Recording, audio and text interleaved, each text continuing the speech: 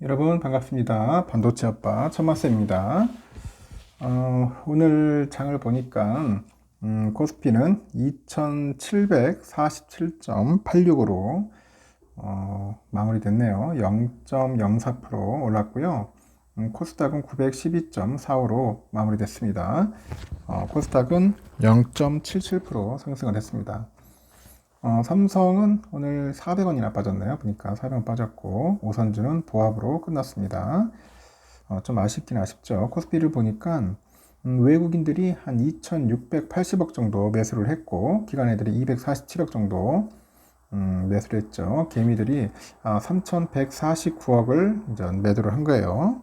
개인들 매도를 했고요. 차익 실현은 좀 하긴 했는가 모르겠습니다.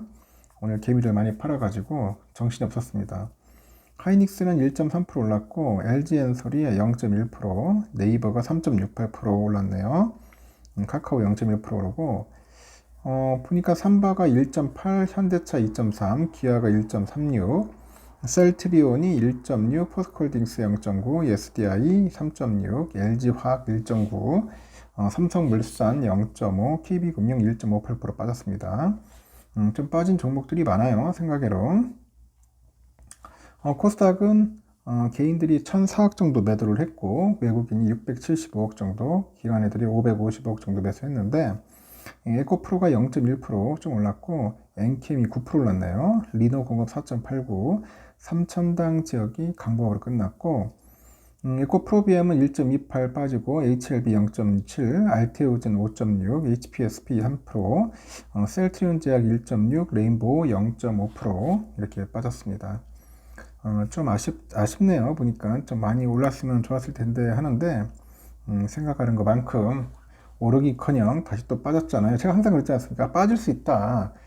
개미들이 엄청나게 팔아 지금 보니까 엄청나게 팔아가지고 주가가 하방으로 좀 많이 쏠리는 그런 모습을 보여주고 있다는 겁니다. 반도체 업황이 반등세로 돌아서다 보니 삼성전자가 올해 1, 4분기에 현대차를 좀 제치고요. 5분기 만에 국내 성장사 흑자 1위에 복귀할 거다.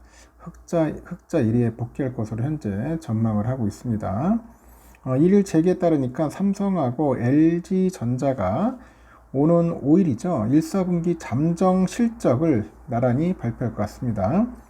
특히 최근에 AI 반도체 등 메모리 업황이 바닥을 치고 이 반등세를 좀 보이고 있어요. 반등세를 보이다 보니까 삼성의 흑자 규모에 관심이 좀 쏠리고 있는 것 같습니다.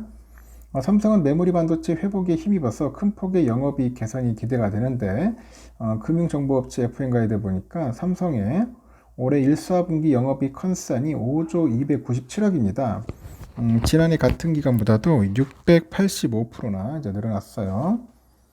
지난해 4, 4분기보다는 78% 늘어날 것 같고 지난해 연간 영업이익은 6조 5,670억이고 2008년 글로벌 금융위기 이후 15년 만에 영업이익이 10조 원을 밑돌았습니다. 반면에 현대차는 연간 영업이익 15조 1269억 기록했고 삼성전자를 제치고 1등에 올라섰습니다. 삼성전자가 올 1, 4분기 영업이익을 5조 원 이상 올리면서 5분기 만에 현대차를 제치고 연간 영업이익 1위 자리를 되찾을 수 있다는 전망이 나오는데 분기 매출도 5분기 만에 70조 원대 회복할 것으로 이제 관측이 되네요. 이는 지난해 그 적자에 빠졌던 DS 부분이 반등할 것으로 예상을 합니다. DS 쪽은 지난해 모든 분기에 조단위 적자를 기록을 했는데 올해 1, 4분기부터 흑자 전환이 유력을 해요. 그리고 경기현 DS 사장이 그래요. 지난달 20일 정기주주총회에서 올해 1월부터 적자에서 벗어나서 흑자 기조에 들어왔다고 하죠. 흑자 기조, 어느 정도 궤도에 들어가는 모습을 볼 수 있을 거다. 그렇게 언급을 했습니다. 시장에서는 삼성전자 DS분이 1, 4분기 2천억에서 한 7천억 정도 흑자로 돌아설 것으로 이제 추정이 되는 거죠. 지난해 매출을 보니까 지난해 연매출 최대치를 달성했던 LG전자도 올해는 1, 4분기 성장의 흐름을 이어갈 거라고 봅니다. FN가이드 보니까 LG전자 1, 4분기 매출의 컨센이 21조 2,500억, 지난해 동기 보니까 20조 4,149억이니까 한 4.1% 증가한 수치네요. 다만 영업이익은 다소 줄어들 것으로 전망이 되고 1, 4분기 영업이익 컨센은 1조 2,873억으로 지난해 같은 기간보다 14% 감소할 것으로 보이고 신제품 출시 등으로 경쟁이 심화되면서 H&A 사업본부하고 TV를 담당하는 HE 사업본부의 마케팅 비용이 증가한 영향으로 풀이가 된다고 합니다. 이렇듯 보니까 5조 원대 영업이익을 기대를 해요. 하는데 오늘 주가는 좀 아쉽지만 좀 빠졌죠. 빠졌기 때문에 다른 분들이 상당히 좀 멘탈이 흔들흔들하지 않았을까 하는 생각이 들어요. 좀 빠질 수도 있고 오를 수도 있어요. 여러분 너무 거기에 대해서 너무 그러니까 일희일비 안 했으면 좋겠습니다. 일일비 안 했으면 좋겠고 요즘 보니까 그 중국의 부동산도 좀 바닥을 쳤다고 하고 난리는 것 같아요. 외국인 증시가 이제 복귀가 된다. 외국인이 이제 중국 증시에 복귀를 하고 있다고 합니다. 이 부동산 거래량이 늘면서 내수가 살아날 조짐을 또 보이고 있다고 하네요. 국내 증권가의 대표적인 지중파인 하나의 누구야 그 김경환 씨라는 사람인데 이분이 이야기를 하는 거 보니까 외국인 순매수는 상하이 선전종합지수의 상승 반전을 이끌 수 있는 핵심 재료라고 하죠. 중국 본토 증시 반등에 따라서 홍콩 H지수가 상승하면은 이 지수를 기초자산으로 하는 ELS 손실액 역시 줄어들 수 있다. 그리고 거래량 증가에 따라서 부동산 가격도 2분기에 바닥을 칠 것으로 전망이 된다고 합니다. 금융정보업체, 중국의 금융정보업체 그 둥팡 차이프에 따르니까 지난해 5월 8일부터 올 2월 5일까지 외국인이 상하이하고 산전 증시에서 모두 141억 3,600만 위안어치를 순매도했어요. 그러니까 27조 원 갖다 판 거야. 이 때문에 이제 상하이 지수가 마이너스 20%, 선전이 마이너스 거의 30% 정도 급락을 했단 말이에요.